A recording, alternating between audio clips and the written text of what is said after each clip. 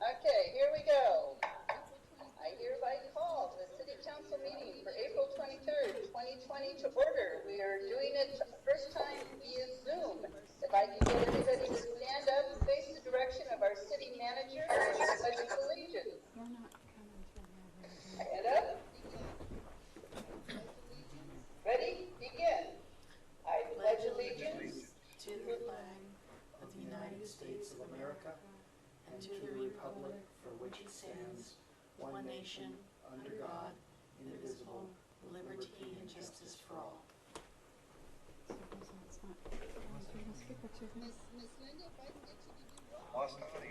Miss Linda, if I can get you to do roll call, please. Sure. Can you guys hear? Everybody hear? Okay. Because we're not hearing too good. Okay, Councilmember Andrusik. Here. Councilmember King. Here. Councilmember Sanchez. Here. Vice Mayor Mercado. Here. And Mayor Sierra. Here. Thank you all for being here. Before we get into reordering of agenda, public comments, City Manager, would you like to introduce our guests tonight? Yes, Madam Mayor, members of the City Council, we're going to take this opportunity this evening to introduce each of you to our new, it is at the Central Station Lieutenant. This is Lieutenant Jeff Green, who has recently joined us. We don't see a whole lot of him right now because his primary duties have him at the County Emergency Operations Center most of the time, but he is very accessible, very responsive, and we've been having a good time working with him here for the past couple of weeks. So Jeff, would you like to introduce yourself? Sure. Council members, Mayor, thank you for having me on tonight. What an interesting time to become the Central Stations Lieutenant in a digital environment. Definitely some times have changed for us all, no doubt. And hopefully you guys can all hear me okay. So for me, this is really outstanding to be able to come back to Central Stations. For those that don't know, I've got 21 years on with the department now. I've worked a various assignments. I'll spare you all that for now. However, the majority of my career has been spent in Central Stations. So I'm very familiar with Buellton, Buellton, Salt Lake, San Diego. I was here in the beginning of my career as a deputy. I returned as a senior deputy after being promoted, and I returned again as a sergeant after being promoted. So to come back as fourth time being transferred back to Central Stations now as a lieutenant, I'm very happy about that. So I can't wait to actually see and meet you guys in person one day. As Scott mentioned there, I do work in the EOC. I work remotely a lot now. In the beginning, we're down there a lot. So I do try to get to the stations a lot more now. However, as you can imagine, some of the EOC duties do kind of take up my time. But I'm merely a phone call away for anything you guys need. And again, I appreciate it. I'm glad to be back home. Thank you. Thank you very much for signing in tonight so we could meet you. Welcome. Welcome. Thank you very much. Thank you for being here. Thank you. And Lieutenant Green is taking time away from his family this evening to be here, so he may be ducking out here at any moment. Got it. Thank you, Scott. Thank you. Your Your microphone's not. sound quality is bad in council chambers. Yeah, we have a little issue with the audio in-house here. We'll see if that makes it a little better. Okay. Not yet. Can hear you. Do we have any reordering of the agenda? No, ma'am. Do we have any public comments, Linda? Wait. We need to do a consent calendar. Hold on, no, she said public comments, not consent calendar yet. Oh, I'm sorry. Hang on, Holly. No, ma'am. No public comment. Thank you very much. Moving on to the consent calendar, we have the minutes of April 19, 2020 special city council meeting, the minutes of April 9, 2020 regular city council meeting, the list of claims to be approved and ratified for payment today for fiscal year 2019 and 20, and the monthly treasurer's report March 31, 2020. Gentlemen? Move approval, Councilmember King. Thank you. I'll second it. Vice Mayor Mercado.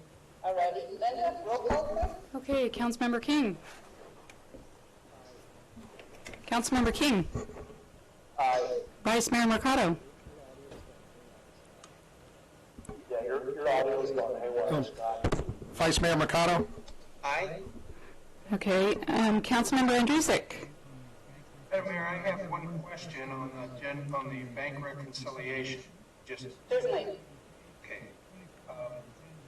In page 24 of our agenda, it talks about, we keep saying, first statements, Rabobank.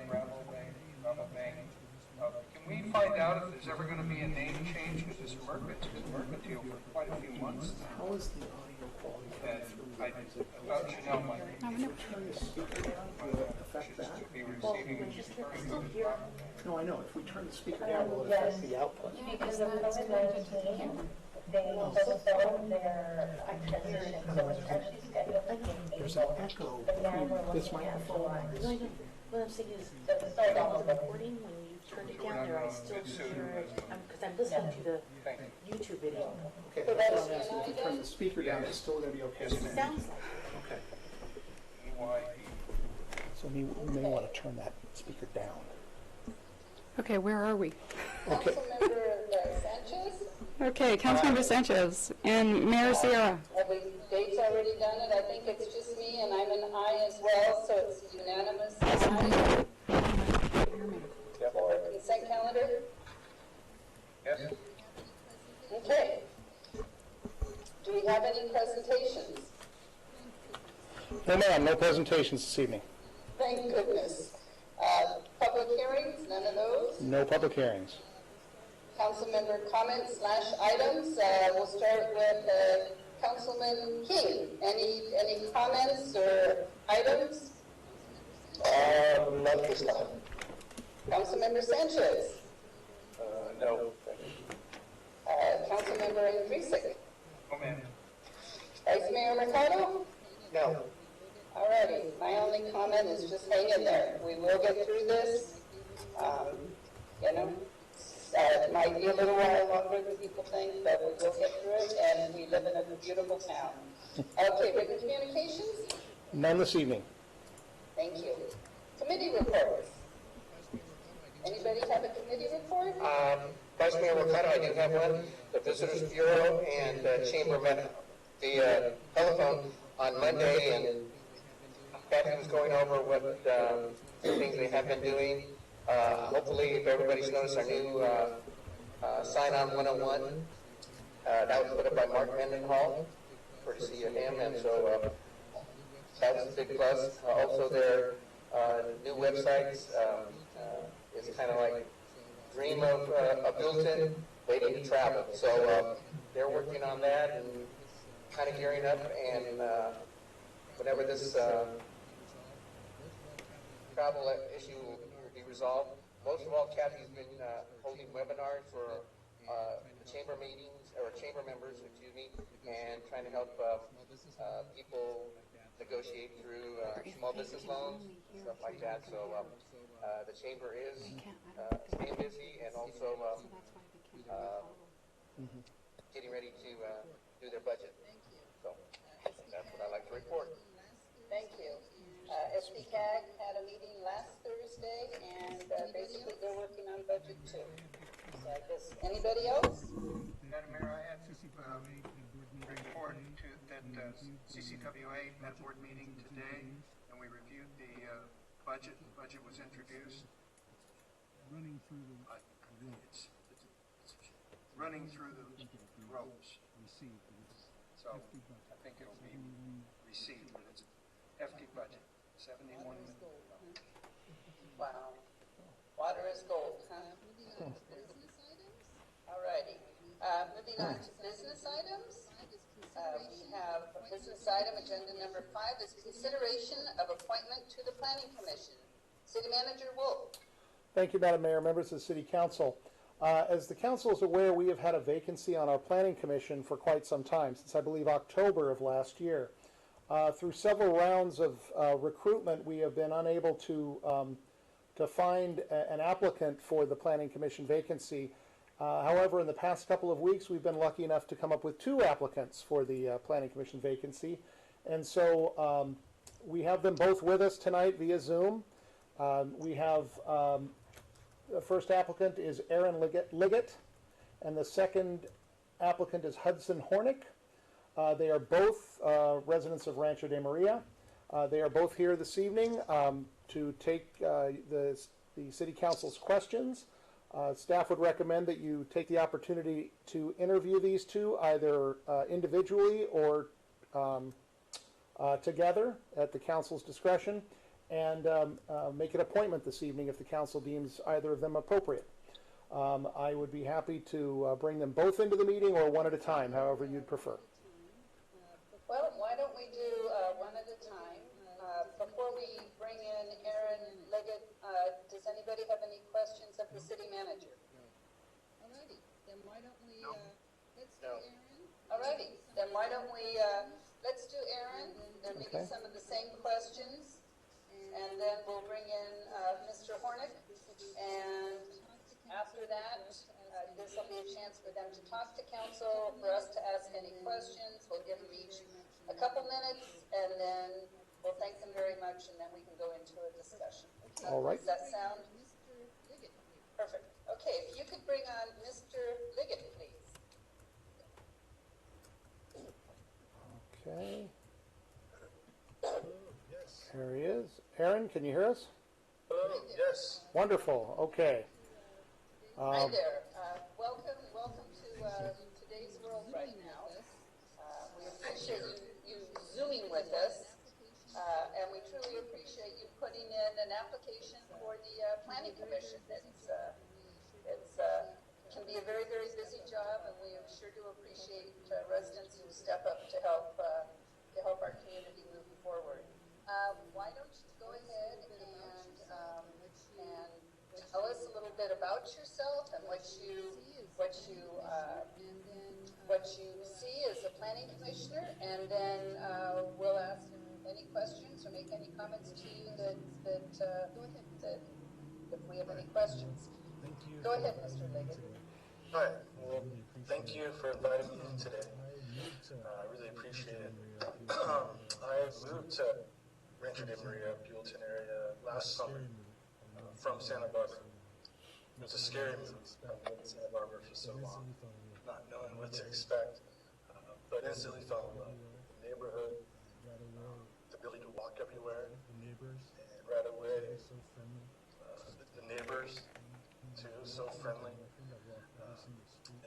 And walking the town, I think I've walked every single street in this town so far, between my dog and my infant child.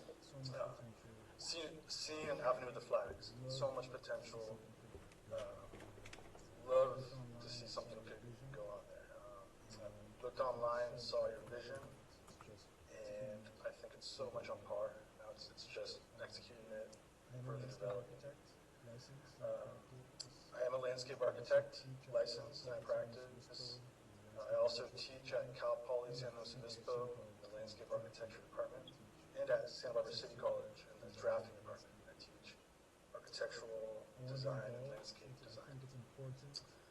I want to be involved. I think it's important that all citizens, if you're capable, be involved to support, particularly as a landscape architect and as an educator, where I think I have valuable assets that can contribute greatly to any community.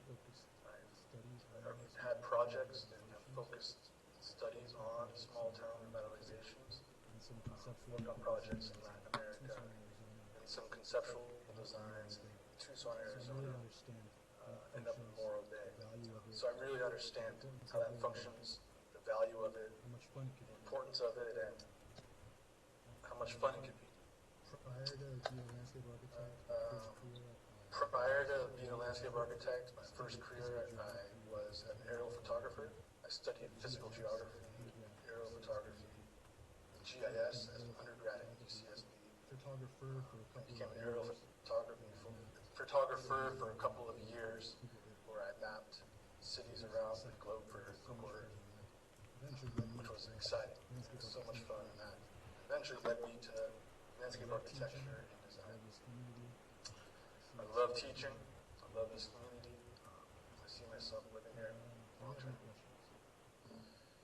Do you you have any questions. So, gentlemen, All righty, so, gentlemen, I guess I should do it in some kind of order.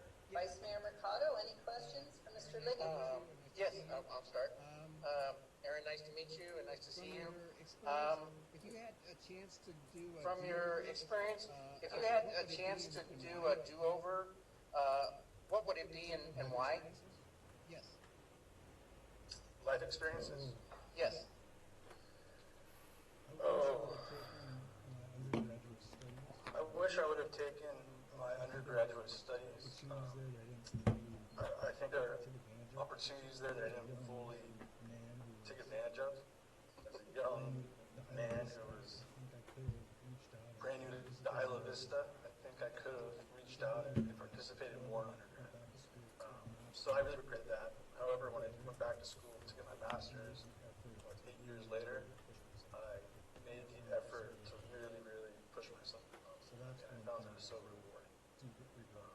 So that's one thing that I really do regret. I'm going to remind my child, hey, take advantage of undergrad. Don't screw around. There's a lot of resources there. Councilmember Sanchez? Great, thank you. Questions? Terrific. Councilmember Sanchez, questions?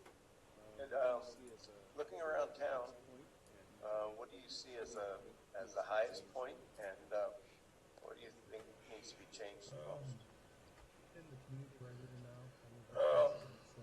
In the community where I live in now, I live right close to the trailhead to Soccer Creek and Santinez River, and that place is special.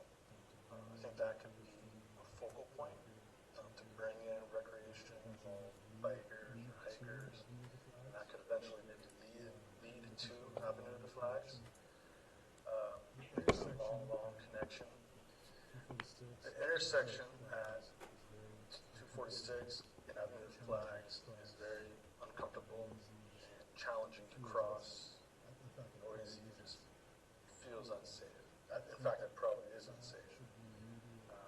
I think that should be an immediate topic to address. I don't know how exactly. Slowing the speed. Topic to address. I don't know how exactly. Slowing the speed, particularly because that's where most people will actually enter Buellton, is at that intersection. So making something more iconic, slow it down, actually slow people on the 246 so they actually realize that they're in Buellton, not just passing through to the Soul Bank or straight to the highway. Constraint, but it's also an opportunity. So it's a constraint, but it's also an opportunity at that same time. We're under the Caltrans rules, a lot of that, we try to do something, but some things are on Caltrans. Thank you. Okay, Councilmember King?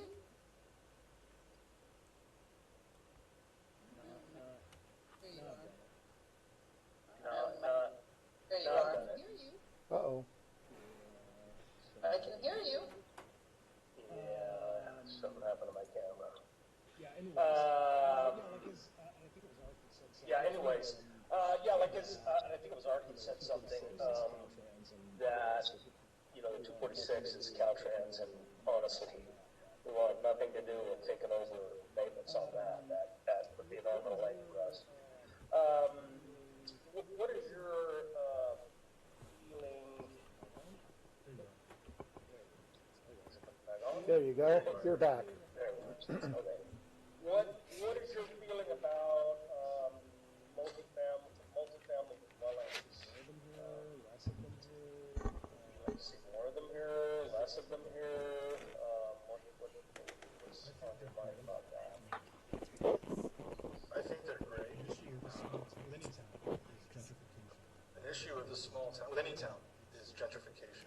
And it's kind of a dilemma that I haven't found an answer to. I don't know if there is one.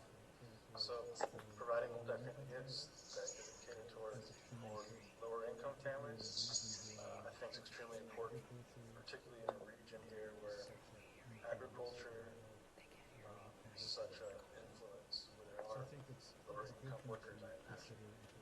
So I think it's a good thing to consider and to approach. The scale, how much compared to single family has to be carefully considered and figured out.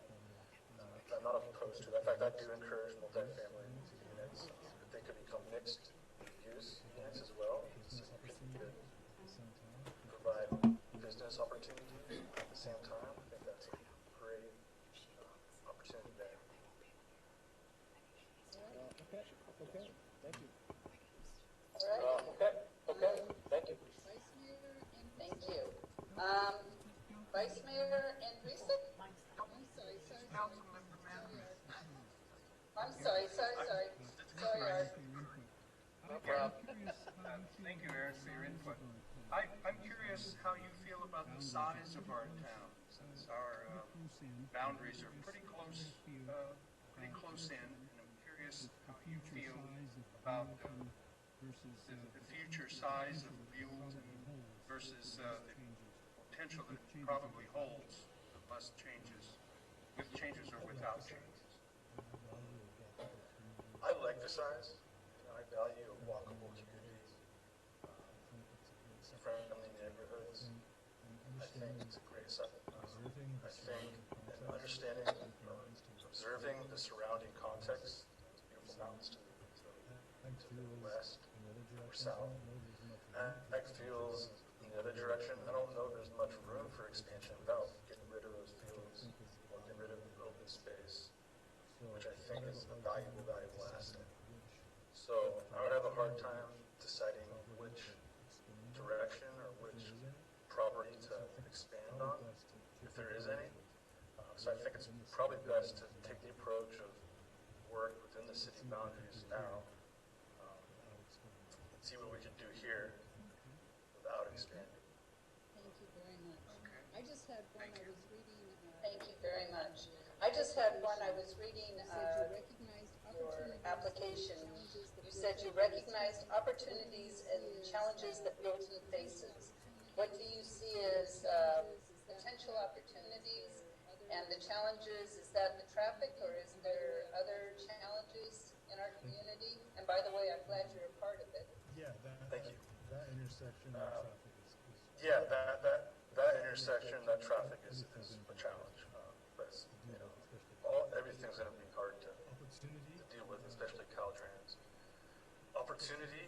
Came up organically, so I don't know if I've seen it. And I don't know if it came up organically, so I don't know if I've seen it in your general plan. But what's happening on Industrial Way with restaurants, wine tasting facilities, brewery. I think that's a great opportunity to bring in tourists, become a little wine district, really emphasize food in this area. All the agriculture surrounding us, we could become kind of a food town, farm to table or agricultural tourism. So I think that sector, that area has opportunity for immediate growth. The challenge is how do you connect that to the Avenue Flags? So it's, they're linked, one stop, you could go to both, comfortably walking. And that's where that traffic becomes a problem, 246. Whether you expand the sidewalk or, I don't know. That's a whole other conversation. The community on the other side of the highway, the highway is a big disconnect as well. We have Avenue of the Flags, Metro de Maria, where I live on what is that, west side of the highway, or north side, I get disoriented here. And the other side is the community with the Albertsons. They almost seem like. They almost seem like two different, not two different towns, but it's unfortunate for the residents over there to not have an easy access to Avenue of the Flags. So how to bring them in comfortably over the overpass is a challenge. I don't know if there's an answer to it. We've checked into that one. How much? I think that one was a $3 to $5 million overpass bridge. But I appreciate the fresh eyes on our community. Most of us have been here a little bit longer, and we miss things that are right in front of our face. So appreciate a fresh outlook on our community. Were there any other questions, gentlemen, for Mr. Liggett? Thank you very, very No? much. Okay. Okay, thank you. Thank you very, very much. I appreciate you doing this the Zoom meeting with us, and appreciate your interest in being a more active part of our community. Thank you. Well, thank you very much. Thank you, sir. Okay. Bye-bye. Thank you, Aaron. Now, are you putting him? I will, Where are you going to put poor Mr. Lee? I will put him back into the waiting room. There he goes. And when you're ready, I'll bring Mr. Hornick in. Okay. Thanks, Jeff. Let's get Mr. Hornick in then. All right. Good evening, sir. Here is Mr. Hornick. Good evening, sir. A pleasure to see you kind of during Zoom. Thank you. Mr. Hornick? Hello. Oh, there you are. Mr. Hornick? Thank you for joining us via Zoom. Oh, there you are. Okay. Thank you for joining us via Zoom. Thank you for your interest in the Planning Commission. What we thought we would do is give you a couple minutes to talk about yourself and then answer any questions council might have. That's okay with you? Of course, yeah, that sounds good. Wonderful. The floor is yours, sir. Okay, so I moved with my wife to Buellton about a year and 5 months ago, December 2018, really December 31st. Anyway, we moved to Buellton from Santa Barbara. My wife is from the Valley, and she grew up in Solvang. I grew up in New Orleans, but I moved to Santa Barbara area sometime around 2002. With a brief hiatus, I spent most of my time here in Santa Barbara. I love the area. My wife and I, like I said, my wife and I moved here. We feel lucky to do so. Have a baby on the way. We are homeowners, so we're invested in Buellton. My background, I guess, for work, I spent some of my early years doing marketing and web design work, and then I transitioned into law. So I now work for County Council of Santa Barbara County. That's something that I think I actually briefly spoke with Scott about. I'm a little concerned about a potential conflict there, but I'll talk about that later. But in terms of my interest in Buellton, I mean, I feel like great place to be. I really love Buellton. I love living in the Valley. My wife teases me because when we moved to be together, I would just kind of audibly sigh as I made the Gavia grade, because it's just, I mean, even though I grew up in New Orleans, I sort of feel like I'm kind of a small town guy. I feel more relaxed when people aren't on top of me, and I like that aspect of the Valley. Terrific. Well, let's Terrific. Terrific. Well, let's go on. See if council has any questions. Hudson, nice to meet you. Vice Mayor Mercado? Hudson, nice to meet you. Question I had is, with your experience through life and stuff, if you had a chance to do a do-over, what would it be and why? And what would be your result from it? If I could do a do-over. Well, so I like to play this game called Alternate Lives. You know, if you had a chance to do it all over again with unlimited resources, what would you do? And I say sometimes pontoon plane pilot, you know, just maybe Alaska bush pilot, or architect. But then, you know, I'd have to have good math skills for that. You know, rewinding the clock and based on my current circumstances, I guess I would. I don't think I would have gone to undergraduate right away. I was always interested in the way things worked, and I definitely, you know, I started school early, so I went to undergraduate and got a degree in biology at 17. So I was, I didn't have a plan to really use that. I just knew I had to do something. So I worked hard for that, but I came out of that kind of not knowing really anything about the world or what I wanted to do. So if I could go back and do it again, I don't think I would do biological sciences. I think I would work and go. And I also think that an undergraduate degree is not as useful as it once was. So I would like to counsel my children in the future that don't feel like you have to go to university diversity, but Thank you. that's what I would. Councilman Okay, Sanchez. thank you, appreciate it. Councilman Sanchez? Hi, how are you doing? My question was, you said they might have conflict with your, was it with? Working for the county and. Through the county? Or with, working for the county and then with us, or what was that?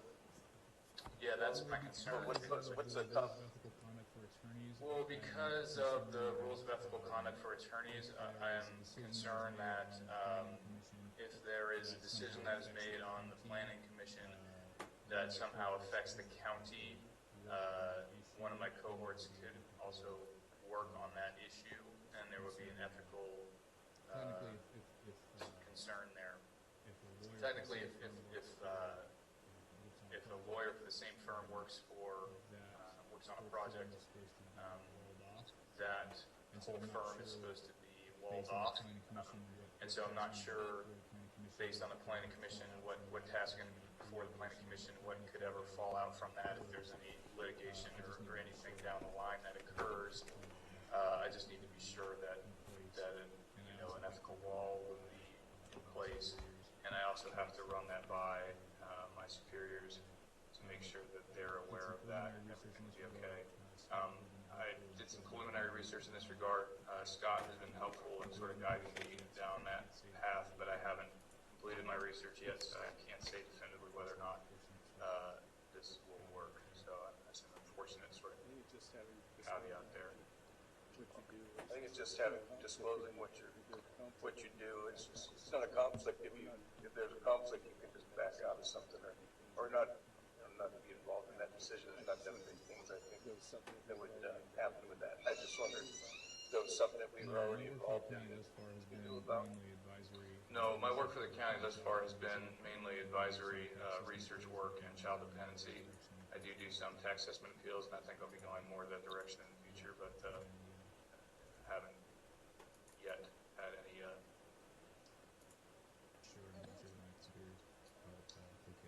Sure, and I'm sure that my superiors are okay. Thank you. Councilman Key? That's Councilman Key? Yeah, it's kind of, you're right. Almost like a resume or kind of some of your qualifications, to kind of, it's in a book. Let me ask you.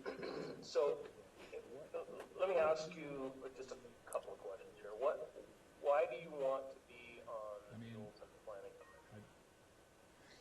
I mean, part of me doesn't, to be honest, but part of me does. I mean, part of me doesn't, to be honest, but part of me does.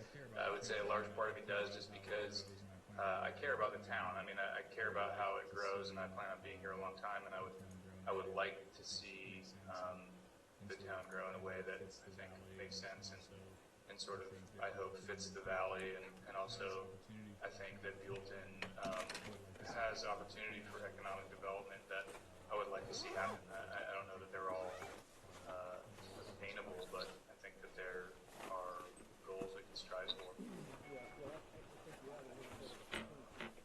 Yeah, well, I think we have a little bit of a kink in that aspect about growth. It's going to be a mess when we get out of this. What do you see? How do you see Buellton growing? What would be your vision? I mean, I think you did mention some things about some single-family houses, kind of a smaller single-family home kind of a thing. Is that your vision for Buellton? And it's kind of funny that this is coming up right now because we were just talking about this issue the other day that millennials seem to not really be into the 2,000, 3,500 square foot houses. It seems to be it seems to be a trend that they're looking for smaller houses. So, how do you see Buellton going? Well, I won't pretend that it would be easy. I think Buellton, in a pie in the sky, unlimited zoning, freedoms like the single-family dwelling idea. I know that, I know Aaron, who, by the way, is my neighbor, who I chatted with briefly some weeks ago, and I will also applaud his taste in music if he's listening. But he mentioned mixed use. I think mixed use is a great way to go. I know that we have housing challenges throughout the state right now. I know it's a big issue. I generally would resist the idea of high-density dwellings just because I think it's counter to the idea of the valley. I mean, to put it as my realtor put it to me, most people don't move to the valley desiring to live in a condo. They want the sort of country life. Having said that, I think that the Avenue of the Flags corridor that the economic plan has identified is a great corridor for that.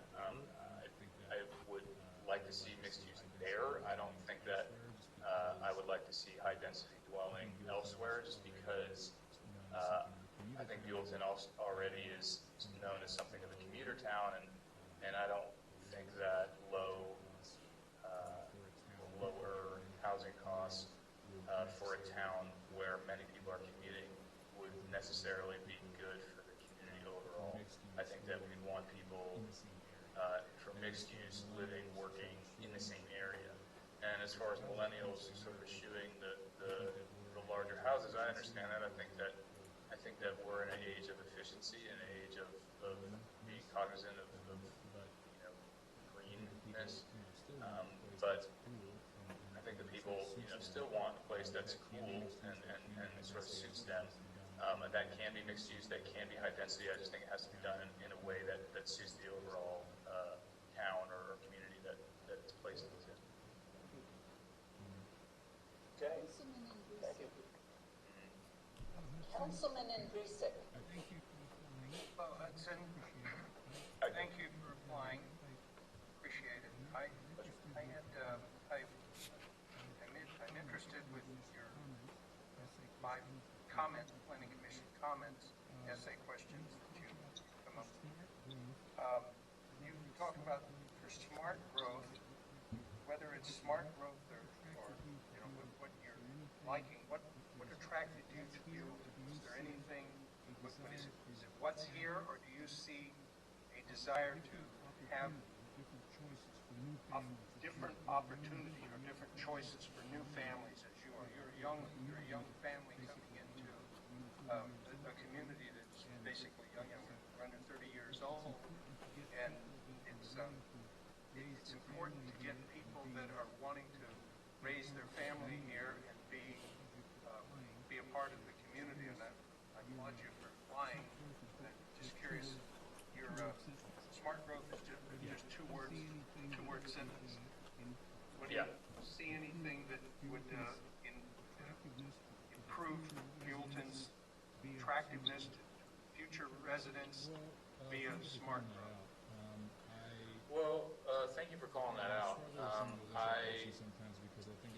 I struggle with some of those essay questions sometimes because I think it's hard to distill a good policy idea into a soundbite. I know they're essay questions, but I feel like every factual scenario is going to be a little different. But in terms of Buellton, what attracted me to the town, I think my audible sigh story is sort of the ethos that I'll run with in response to that question. It's just there's less density of population here. I think it's gorgeous. There's the wine culture. There's the ag culture. There's the views. But just shooting straight, we bought at the lowest of the market.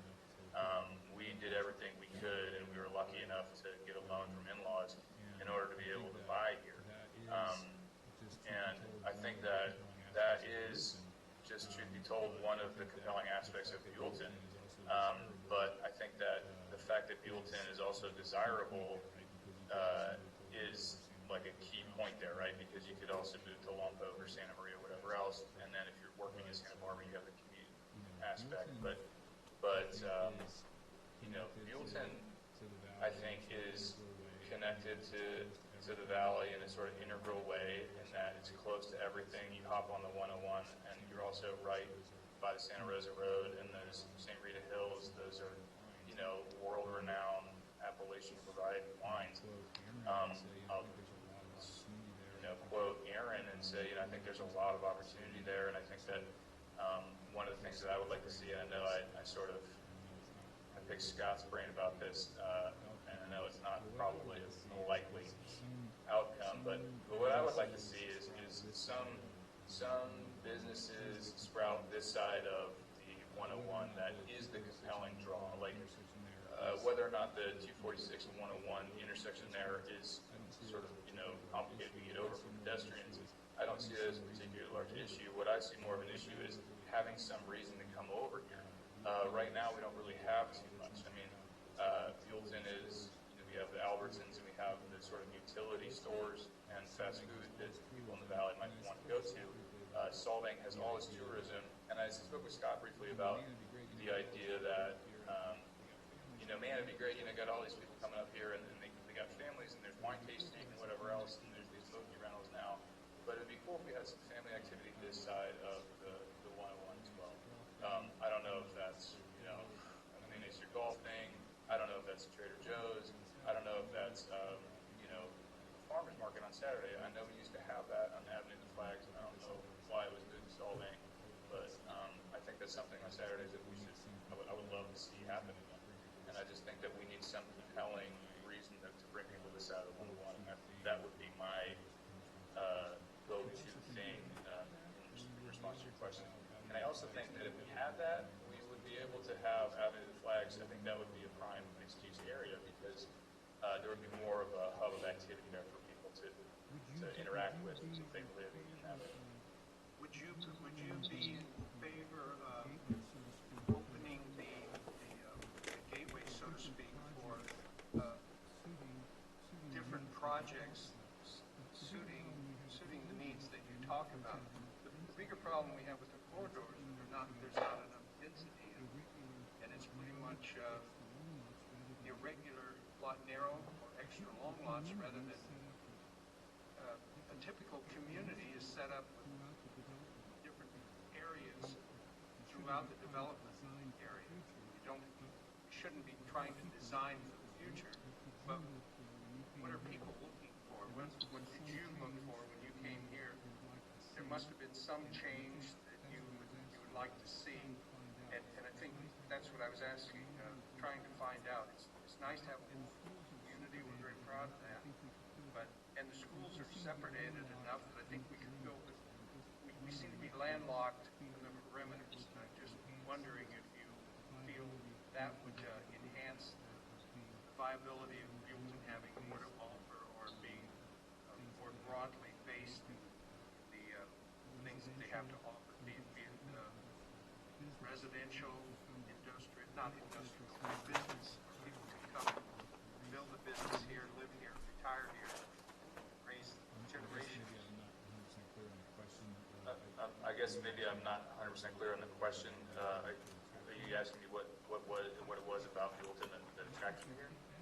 Well, yes, and I think you've hit that pretty well. But then now comes we had a visioning process that was put together, and the community came together and they said what they wanted. And quite frankly, we haven't gotten much closer. We've got that on the file cabinet, but we don't seem to have a momentum to move forward or to work towards a change in physical boundaries of our marketing area and our living responsibility. Maybe my question, I had a question that I think it kind of ties on to yours. Mine was, I'm not sure if you know, Mr. Hornick, that we have an urban road boundary. And it's in effect until 2025. The city cannot move city limits without a special vote by residents of Buellton. And so there's, we've seen some wonderful ideas, but what do you see that could be done within the urban growth boundary that we have? Is that kind of close to? Well, yes, but that kind of pushes us to elevation because we can't go landscape wise in the area. It's the height height that then brings on the growth. And I don't know that Mr. Hornick is into high density. Avenue of Flags is a special area where that we have higher buildings and that might work. What are your ideas, Mr. Hornick? I'm sorry, my ideas as to whether or not to expand the How would you bring, you say tourism within and homes? The home part is difficult because the smaller family homes that everybody loves, the developers aren't getting the bang for their buck on that one. But your ideas of a mini golf course, or bringing back the farmers market. Any other ideas? Pardon? Don't forget miniature golf. No, I don't mean to be flippant. I think that it's, I mean, obviously, I'm not the developer. I don't have the money. I'm not sure what the studies would reveal that would be economically viable. But my idea was to have some more family-friendly things this side of the 101. I would like to see that.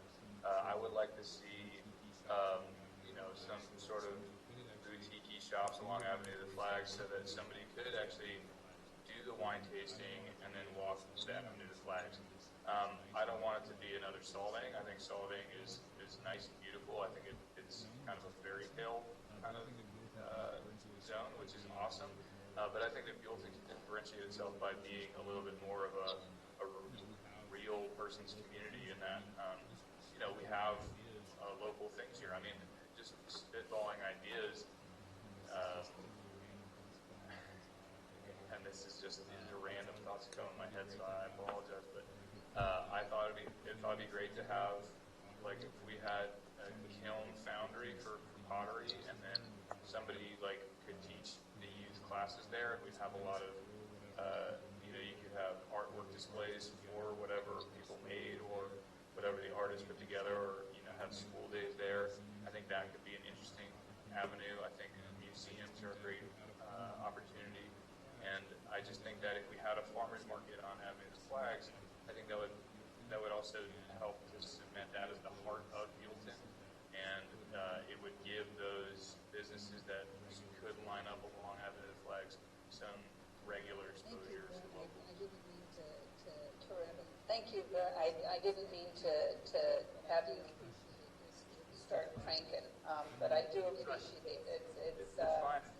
I mean, like it is fun. I mean, this community is just such a special place that it is fun to try to figure out what we can do to make it even better. So I appreciate it. Gentlemen, any more questions? All righty. Thank you very much, sir. Thank you. Appreciate it. Thank you. Thank you. All right. I will go ahead and move Mr. Hornick back to the, he seems to have left already. I have one more question of him. Oh, okay. Scott, Yes.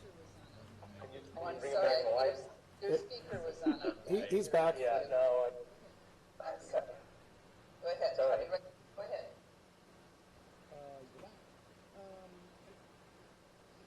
You're back. Yes. Explain to me, and I know this has been said a couple of times, explain to me your understanding of smart growth. Because I know some of us have had formal training on smart growth. So what is your vision, or what? I don't have formal training in smart growth.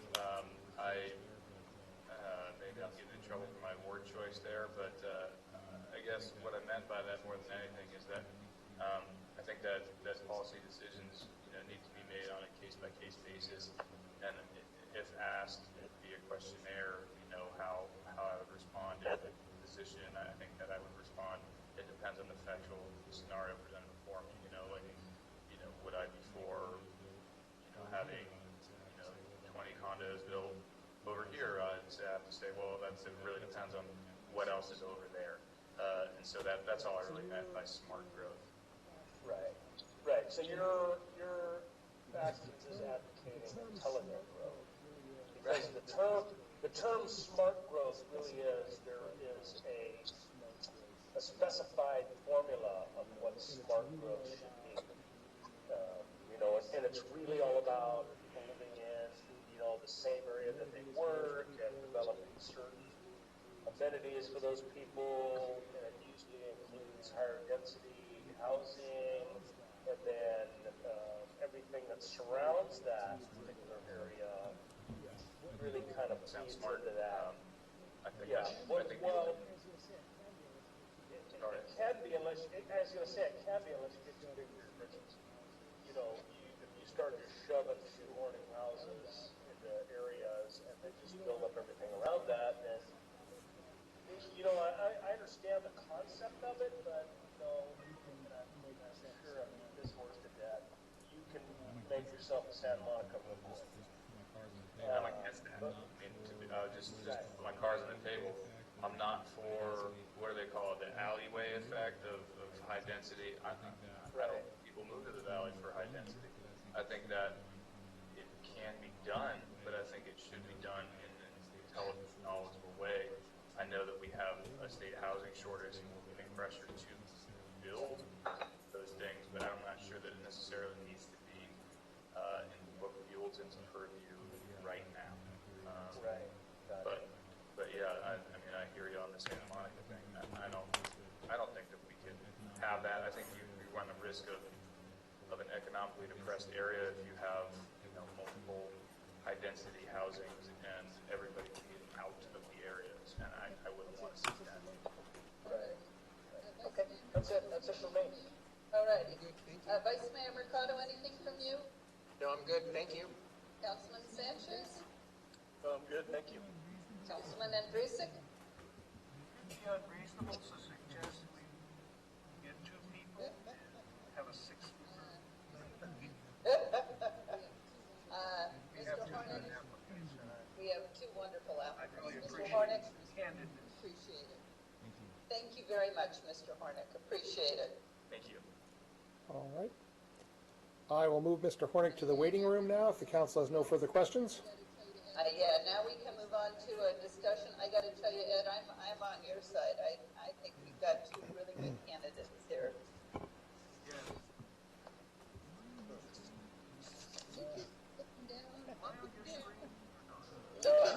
Down, up and down.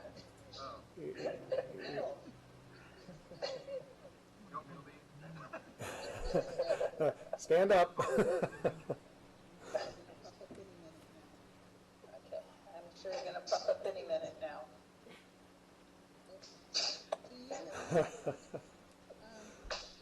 Do you, never mind. Well, gentlemen, discussion, Aaron Liggett versus Hudson Hornick. They're both very, very good candidates, applicants. You want me to start, Holly? Please. Please. As I think they're both great candidates. The reason why I asked that question, I kind of wanted to see what their critical thinking was, being that they're both relatively younger than me. I'm, you know, in their 60s, and I'm not millennial, and I like my two-story house with a big backyard and 30 tomato plants and 40 roses. Brag. No, but it gives you an out to do things in the afternoons and weekends, and I thoroughly enjoy. Just got my Frisco suitcase wine shipment in today, so I support those guys. I think I'll come over. So yeah, I'd love to crack some of that open today. But you know, so I understand what they're thinking, you know, and we have on not so much on the books, but we have the real market. Hopefully, you know, that was approved both by the Planning Commission and the City Council. Unfortunately, that development hasn't progressed any. So some of their thinking behind that is what they're looking for, where you have the wine, bread, the artistic stuff, and hopefully one of these days, it's going to be a little bit longer after the coronavirus, but hopefully that project will come on board. I just thought Aaron had a little, not so much insight, but a little bit more practical. It sounds like he's been walking around a lot more. Exactly, and Gail and I walked with Luna, and they talked about Thumbelina being out of the area. Well, you know, we go down 246 and we cross Avenue of the Flags and we hit across Industrial Way, then come back across, and it can be done. So there's traffic, but it's a nice 3-mile walk for the dog, and I think that that aspect of him walking around and seeing things, I think he'd bring good insight to the project or stuff that we have on the planning commission. Councilman Sanchez, comments? Thank you. John, Mr. Councilman Sanchez, comments? Was that a vote? I'll go through all, give them each, but I'll go through all the 4 of you, I'll make a couple, and then whoever jumps in first. How's that? What did you think between the 2 gentlemen? They both recognize Avenue of Flags as a premier spot for the town. Yeah, I think they're both young, have a younger outlook on things, and I'm not excited yet, so I'll just I'm not excited yet, so I'll just keep listening. And I appreciate both. Okay. Dave, Councilman King? I guess I am on already. Yeah, I thought they both had a pretty good perspective on things. It is going to be a difficult decision for both of them because, they've only been here a while and they're already wanting to be part of the planning commission, which shows that they are interested in it. It's almost coin toss.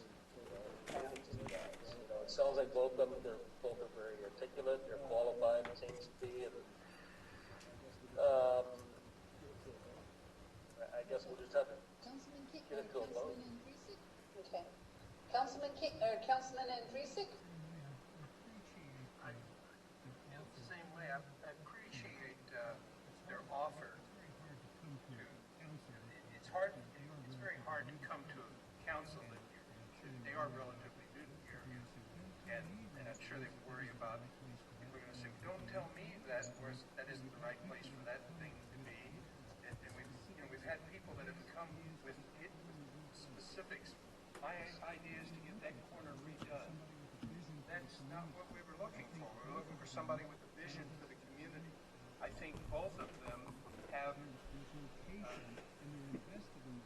their vocation, and they're invested in the town. They're not renting. They're not just here for a contract to be gone when Vandenberg moves on. So I applaud them for that, and I think that they would be fine asset for the community. We're constantly looking for people doing super intelligent planning, and for that I thought that Aaron had the ability to get involved, wrap his arms around a project, and not just push it aside and giving it a yes or no. We've had planning commissioners that doesn't seem like they put everything into it. They take they pick one of the people and move on. I think they both are able to do it, and so if I had to pick one of the 2, I think given the time frame of the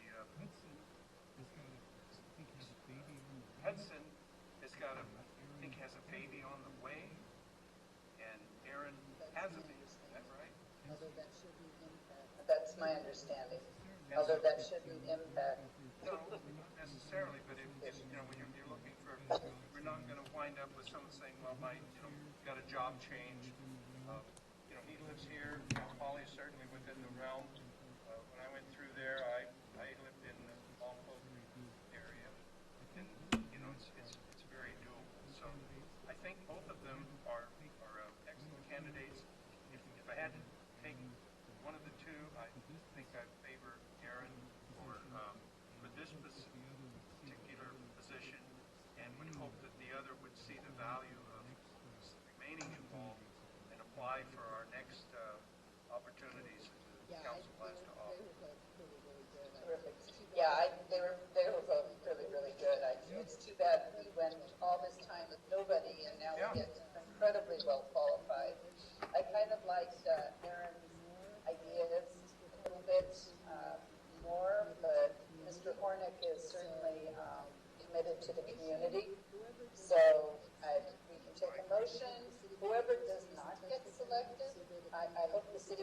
stays in touch with them so that if any vacancy does come up on planning commission, that we've got somebody who might be willing to come back and step up again.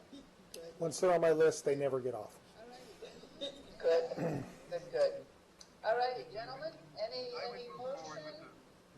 Madam Mayor, I would move with proposing Aaron for placement of a seat that's open, and just hope that he understands that this, they're both eminently qualified. I guess he can go watch the, if he has any question. They don't see this part maybe, but it is a tough decision, and I mean, it seemed like the last time we had openings, it were like two or three at a time. Like 5 years ago or so, wound up with like 3 openings really quick because the job changes. I don't think we go wrong with either one, so I'm happy to support either of them. So you made a motion for Aaron Liggett? You made a motion?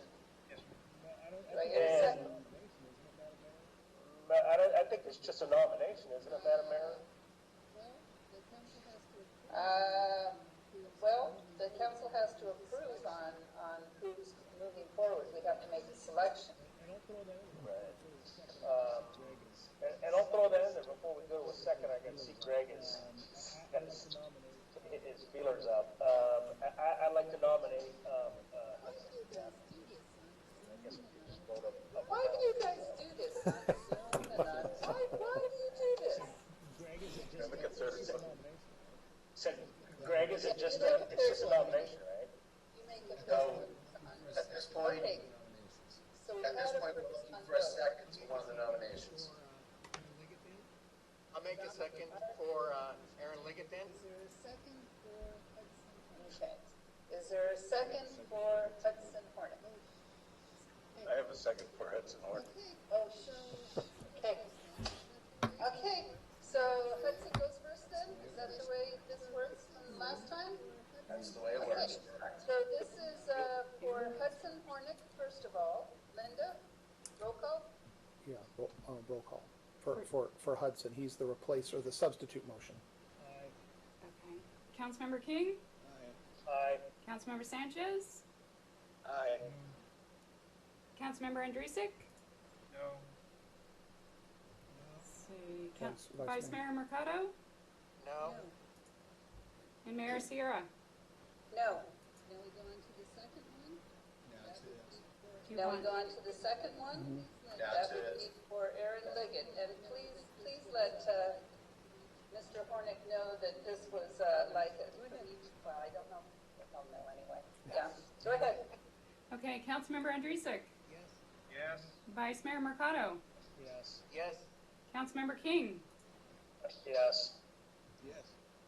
Councilmember Sanchez? Yes. Yes. Thank you, Jen. And Mayor Sierra? Yes. Thank you, gentlemen. Thank you. And please let our candidates, I'm sure they can watch all this and they're seeing it for themselves, but please let them know that we appreciated the applications, and if we could have taken them both, we would have taken both of them. I will do that. You'll second that? Thank you. Okay. You'll second that? Okay. Agenda item number 6, approval of arts and culture project application. Buellton Bach and Bluegrass Stroll. Mr. Abella. Thank you, Madam Mayor and honorable council members. I believe our city manager is letting Diane Byington, who is the applicant for this project, in from the waiting room. The Bach and Bluegrass Stroll project consists of 2 professional level soul-lang conservatory students strolling the neighborhood of Buellton on 2 dates, May 13th and 16th. It's a Wednesday and a Saturday. They'll be playing lively Bach and bluegrass music as a therapy for the spirit of those kept homebound by the COVID pandemic. The proposed routes that you see there, based on the average walking speed, the estimated performance time is about 8 hours. So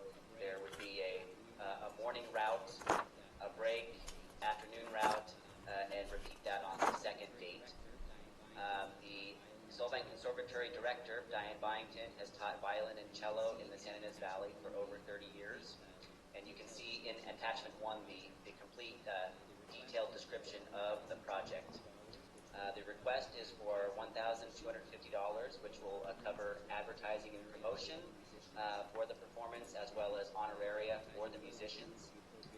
And the advertising will include the appropriate language regarding social distancing, but the general idea is that people would be able to open a window or come outside on their porch or doorstep and be treated to a strolling concert.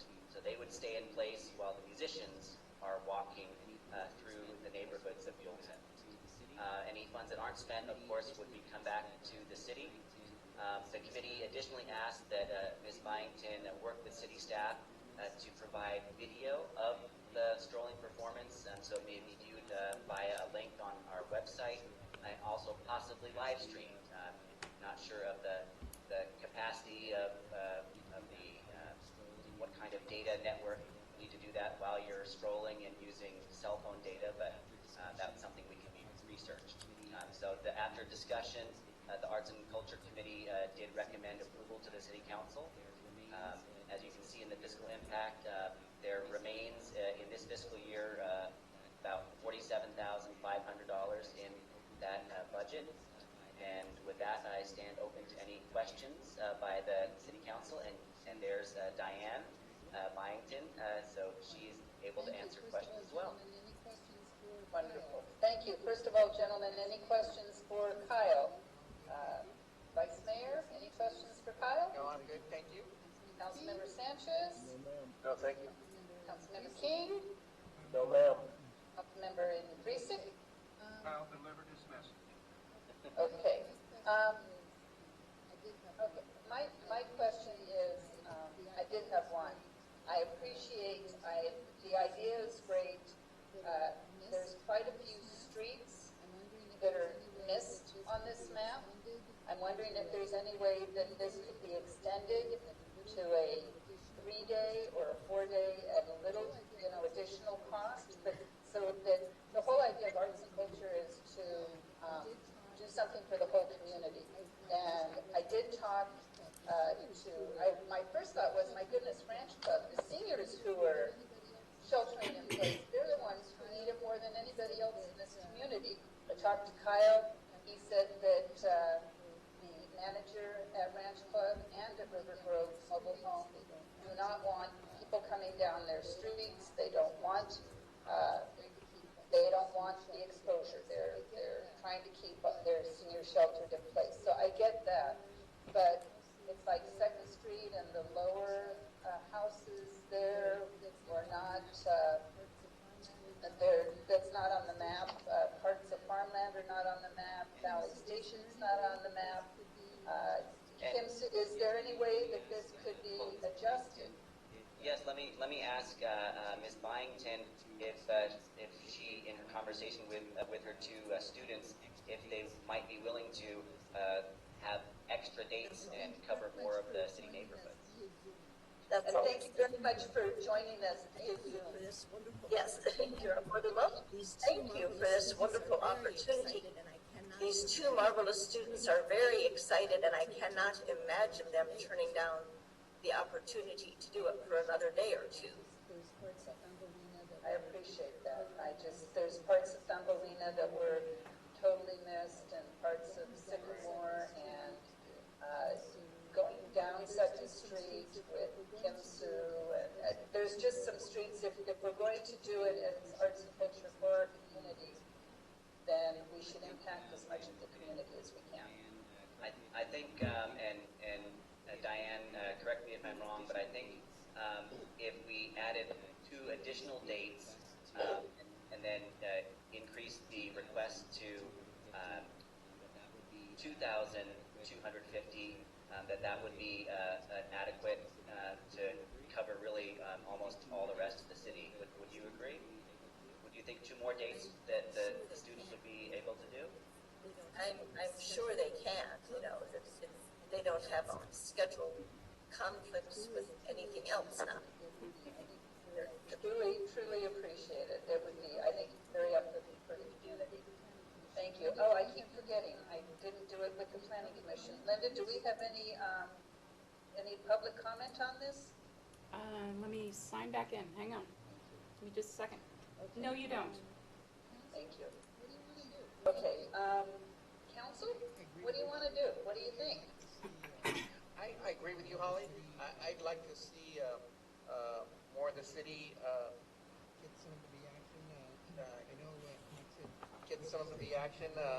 I know, like I said, with the Easter egg hunt the other day and having the Easter bunny come through the neighborhoods, and everybody was doing the social distancing, but they were all out on their porch, and especially the little kids. So I think the more exposure they get, the better. So I would be willing to support the extended 1 or 2 days extra, and having more of the Buellton and some of the other areas that you talked about, getting the opportunity to hear it as well. Ed?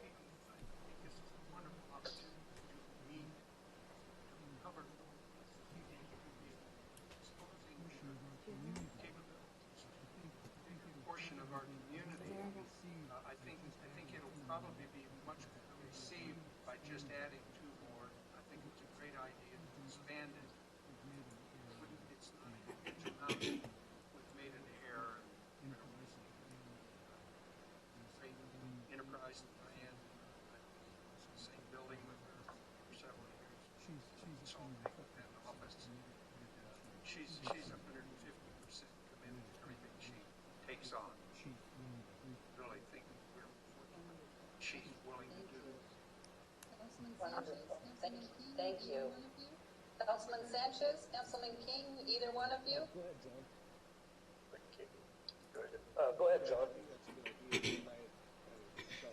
Yeah, I think that's a good idea, and I kind of saw some of those back in there, and it'd be nice to make sure it's all included. I do like the exposure, so I would vote for the extension as well if somebody nominated. Thank you. Terrific. Councilman King? Yeah, and Diane, you taught these girls how to play, right? Yes. Yeah. You know, Diane. go ahead. Diane girl.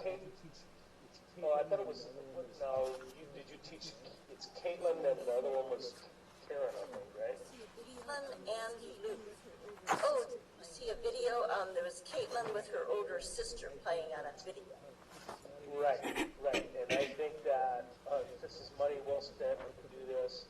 These girls were absolutely remarkable. And for us to expose them to our community, I think that would be absolutely money well spent for us. no questions for Diane then? Terrific. No questions for Diane then? Do I have a motion? I'll motion. Go ahead, John. I'll have a motion to approve with the extensions. All righty. Linda? And just Yes, to there was a clarify, that would be, the funding request would be for $2,250. And who was the second on that? Ed? Councilmember Andresick was the second, and she's looking for a roll call. Okay, and that was for $2,250, right? Yes. Okay, just clarifying. Councilmember Sanchez? Aye. Councilmember Andresick? Aye. Councilmember King? Aye. Vice Mayor Mercado? Aye. And Mayor Sierra? Aye, and thank you very, very much. Our residents could use some cheerfulness and smiles, some good music. Thank you. Yeah, uplifting and lively music, and so I'll work with Ms. Byington to extend that route and get the rest of the city covered. Terrific. Thank you very much. Thanks, Kyle. Thank you. Appreciate it. Okay, moving on. We have agenda item number 7. Consideration of joining mutual aid and assistance program through Calborn. There she is, Public Works Director Rose Hess. Welcome. Thank you, Madam Mayor, members of City Council. So due to the pandemic situations, I'm sure you're aware that we've had many different management teams throughout the county, actually in some areas, multiple counties, on different calls as far as what we can do with local assistance, mutual aid type work. The city does have some basic emergency mutual aid agreements, but nothing specific to operators for water and wastewater. Should something occur, like illnesses and whatnot. So in our group, since we've discussed, instead of recreating or creating new mutual aid agreements, there is a group called CalWarn, which is a statewide mutual aid agreement for water and wastewater agencies. So that's statewide. Same agreement provides mutual aid for equipment, operators that are licensed throughout the state, and many agencies are part of this. Santa Barbara County has quite a bit of members already within CalWarn. They're in our particular region, which consists from County of San Luis Obispo and further south through LA County. There's over 115 members in our region and 17 members specifically within our own county. So it's recommended within the group that all the agencies locally join CalWarn because that would allow us mutual aid benefits with each other locally, and then should there be a major disaster that hits our area, we'd have mutual aid assistance available out of state. We know that wouldn't be impacted, that we could utilize as well.